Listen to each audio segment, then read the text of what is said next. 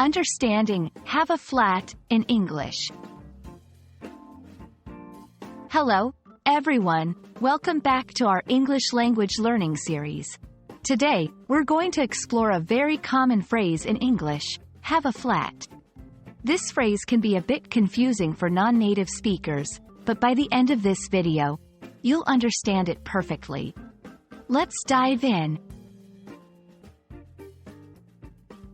When someone says they have a flat, they are usually referring to owning or renting an apartment.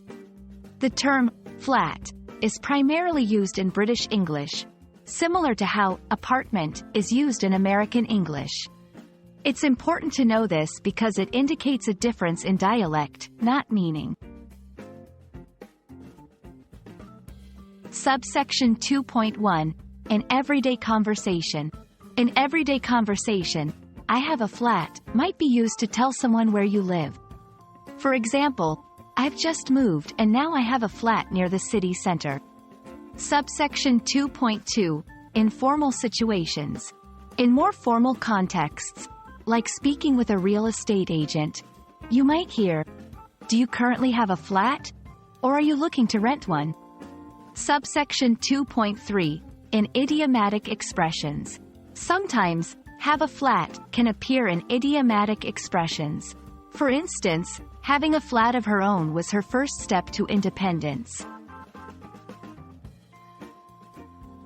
Be aware that in American English, having a flat can also mean having a flat tire on a vehicle.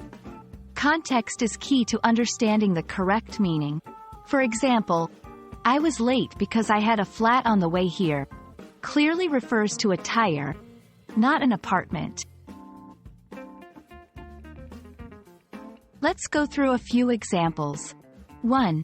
Asking about living situation. Do you have a flat in London? Or do you commute from outside the city? 2. Describing a personal situation. After years of sharing a house, I finally have a flat of my own.